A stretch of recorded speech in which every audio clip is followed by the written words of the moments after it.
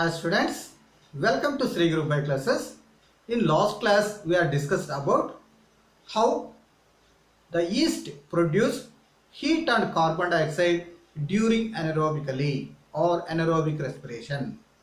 So మనం anaerobic respiration లో yeast అనేటటువంటి ఆర్గానిజము హీట్ను మరియు కార్బన్ డైఆక్సైడ్ను ఏ విధంగా ప్రొడ్యూస్ చేస్తుంది అనేటటువంటి యాక్టివిటీ గురించి తెలుసుకోవడం జరిగింది.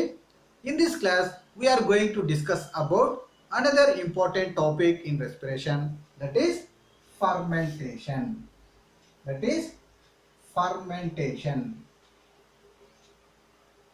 దీన్నే మనము తెలుగులో కిణ్వనము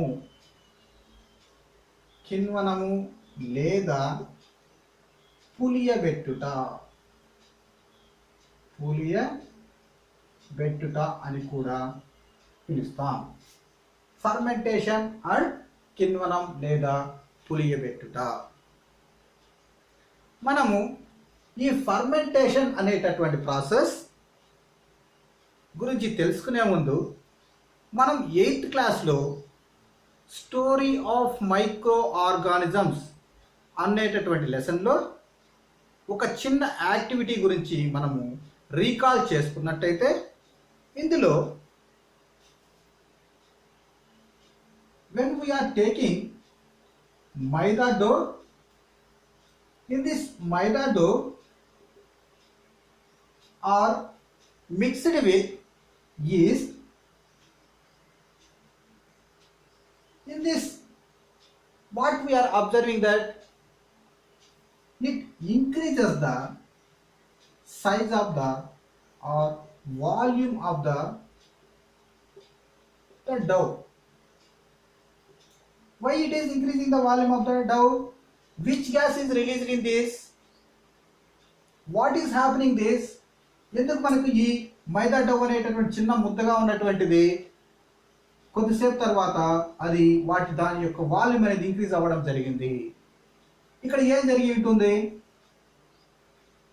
In this, the yeast which is mixed with maida dough, మనం ఈస్ట్ మైదాలో కలిపినప్పుడు ఇందులో anaerobic respiration జరగడం వల్ల the carbon dioxide produced in this anaerobically. So ఈ anaerobic respiration ద్వారా మన కార్బన్ డైఆక్సైడ్ అనేటటువంటిది ప్రొడ్యూస్ అవ్వడం జరుగుతుంది. When we are producing this carbon dioxide, it increases the volume of this maida dough. So east అనేటటువంటిది ఆ మైదా పిండిలో బాగా గ్రో అవ్వడం వల్ల, anaerobic respiration జరగడం వల్ల మనకు కార్బన్ డైఆక్సైడ్ అనేటటువంటి గ్యాస్ ప్రొడ్యూస్ అవ్వడం వల్ల మైదా యొక్క వాల్యూమ్ అనేది ఇంక్రీజ్ అయింది అనేటువంటి విషయాన్ని మనం ఇక్కడ గమనించవచ్చు. Now like the same activity are also done in this class. ఇలాంటి యాక్టివిటీని మనం ఇప్పుడు ఒకసారి పరిశీలించినట్టయితే, in this activity we take sugar solution. In this sugar solution we are adding yeast powder. This mixture is kept at anaerobically.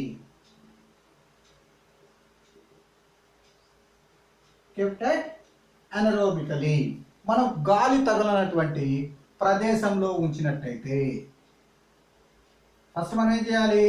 Sugar సొల్యూషన్కి east powder కలపాలి. ఈ రెండింటి మిశ్రమాన్ని మనం anaerobically మనకు గాలి తగలకుండా ఉండేటటువంటి ఒక కంటైనర్లో మనము అలానే ఉంచేయాలి. ఆఫ్టర్ సమ్ టైం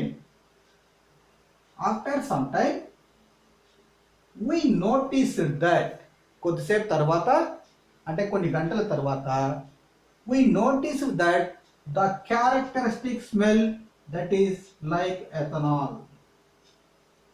సో మనకు ఒక క్యారెక్టరిస్టిక్స్ స్మెల్, ఒక డిఫరెంట్ టైప్ ఆఫ్ స్మెల్ అనేది రావడం మనము గమనిస్తాం.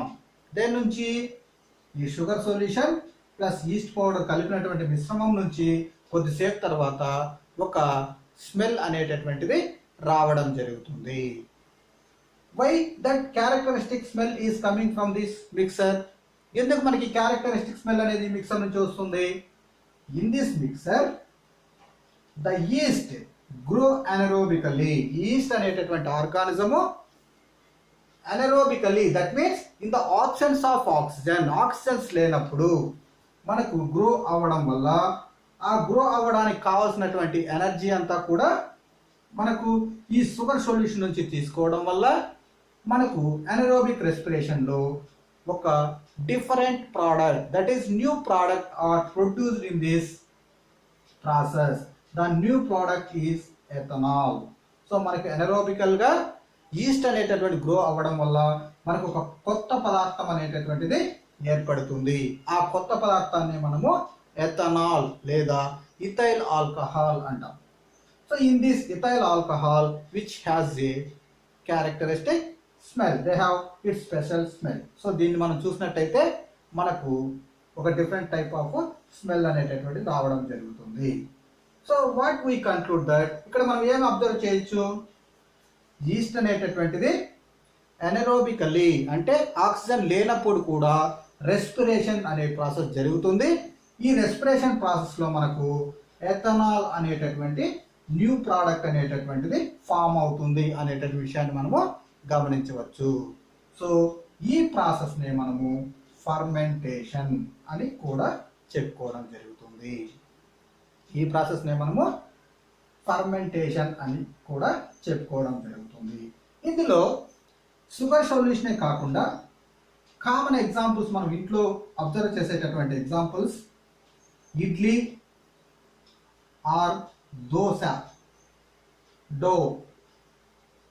ఇడ్లీ పిండి కానీ దోశ పిండి కానీ మనము 1 or 2 days 24 or 48 hours or 1 or 2 days మనం బయట ఉంచినట్టయితే we are observing same this smell, it is similar to that ethanol. సిమిలర్గా మనకు ఎథనాల్ ఏ విధంగా స్మెల్ అయితే ఉంటుందో అదే రకమైనటువంటి స్మెల్ని కూడా మనము నోటీస్ చేయడం జరుగుతుంది. But when we are idli or dosa dough is keep in that refrigerator, that characteristic smell is not coming. So మనం ఎప్పుడైతే ఫ్రిడ్జ్లో పెడతామో ఇడ్లీ దోశ పిండిని కానీ అప్పుడు క్యారెక్టరిస్టిక్ దిస్ ఇథనాల్ స్మెల్ అనేటటువంటిది రాదు. వై? ఎందుకు రాదు? ఇక్కడ the east is not growing that refrigeration conditions. జనరల్గా మనకు ఈస్ట్ అనేది పెరగాలంటే మనకు room temperature that is 37 degrees centigrade is sufficient. అదేవిధంగా మనం రిఫ్రిజిరేటర్లో పెట్టినప్పుడు టెంపరేచర్ మనకు 4 or 5 degrees ఉండడం జరుగుతుంది. సో ఈ విధంగా 4 degrees దగ్గర east is not grow. So east is not grow means the ethanol is not produce. So ఈ విధంగా మనము ఫర్మెంటేషన్ ప్రాసెస్ని అబ్జర్వ్ చేయడం జరుగుతుంది. సో ఈ ప్రాసెస్లోనే మనకు లార్జ్ స్కేల్లో ఇథనాల్ అనేటటువంటి ఆల్కహాలిక్ డ్రింక్ తయారు చేయడానికి మనకు ఈ ఫర్మెంటేషన్ అనేటటువంటి ప్రాసెస్ ఉపయోగపడుతుంది తెలుసుకోవచ్చు. సో ఇప్పుడు ఈ ఇథనాల్ అనేటటువంటి ప్రాసెస్, ఇథనాల్ అనేటటువంటి ప్రోడక్ట్ ఫర్మెంటేషన్లో మనకు ప్రొడ్యూస్ అవుతుందని తెలుసుకున్నాం. How to separate this sugar solution and ethanol? ఈ షుగర్ సొల్యూషన్ను ఈ ఇథనాల్ని మనం ఏ విధంగా సపరేట్ చేయవచ్చు? This is another important method is there, that is fractional distillation. Fractional distillation. In this fractional distillation, ఆంశిక స్వేదనము, మనకు ఈ ఫ్రాక్షనల్ డిస్టిలేషన్ ప్రాసెస్ ద్వారా మనము షుగర్ సొల్యూషన్ నుంచి ఇథనాల్ని ఈజీగా సపరేట్ చేయడం జరుగుతుంది. How this fractional distillation takes place? మనకి ఈ ఫ్రాక్షనల్ డిస్టిలేషన్ అనేటటువంటిది ఏ విధంగా జరుగుతుంది? For example, when we are observing that distillation, what is that distillation? Mainly it is based on that evaporation process. అంటే మనం ఫర్ ఎగ్జాంపుల్ మనం ఇక్కడ వాటర్ని బాగా బాయిల్ చేసినట్టయితే ఏమవుతుంది?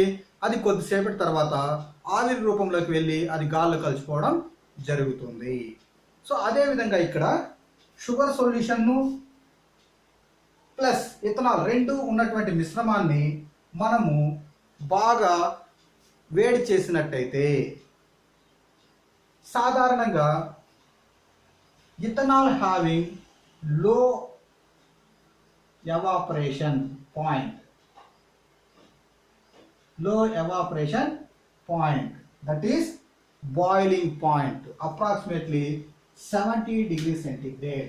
మనకి ఎప్పుడైతే మనము ఈ మిశ్రమాన్ని బాయిల్ చేస్తామో 70 degrees centigrade దగ్గర ఈ ఇథనాల్ అనేటటువంటిది ఆవిరి రూపంలోకి మారడం జరుగుతుంది. So it is converted into vapour form. This vapours are collected in another tube. So ఇవి వచ్చినటువంటి వేపర్స్ అన్ని కూడా మనము వేరే సపరేట్ ట్యూబ్ లేకో లేదంటే బౌల్ లేకో కలెక్ట్ చేసుకోవడం జరుగుతుంది. So the sugar solution is remaining in that flask only. మనం దేంట్లో అయితే బాయిల్ చేస్తామో ఆ వెజల్లోనే మనకి షుగర్ సొల్యూషన్ ఉండిపోతుంది. ఓన్లీ ఇథనాల్ మాత్రమే 70 డిగ్రీస్ దగ్గర ఆవిరి రూపంలోకి మారి అది మనకు బయటకు రావడం జరుగుతుంది. సో ఈ విధంగా మనకు ఫ్రాక్షనల్ డిస్టిలేషన్ అనేటటువంటి ప్రాసెస్ ద్వారా ఫర్మెంటేషన్లో ప్రొడ్యూస్ అయినటువంటి ఇథనాల్ను మనము సపరేట్ చేయడం జరుగుతుంది. So this is the simple process of this fermentation.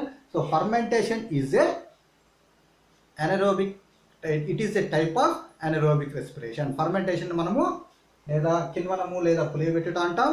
ఇది కూడా మనకు anaerobic రెస్పిరేషన్లో ఒక భాగం. సాధారణంగా ఈస్ట్ అనేటటువంటి ఆర్గానిజం షుగర్ సొల్యూషన్ ఫర్మెంటేషన్ చేయడం వల్ల మనకు ఎథనాల్ అనేటటువంటి ఒక న్యూ ప్రోడక్ట్ అనేది రావడం జరుగుతుంది.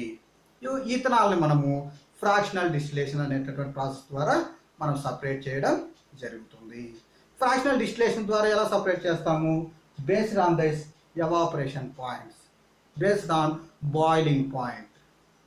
సో మనకి based on this boiling points అంటే మనకు ఈ ఫ్రాక్షనల్ డిస్టిలేషన్ ద్వారా మనము వీటిని సపరేట్ చేయడం జరుగుతుంది. So this is the simple process of fermentation. If you have any doubts in this video, please comment on its comment box. If you want more videos from my channel, please subscribe my channel. Thank you for watching.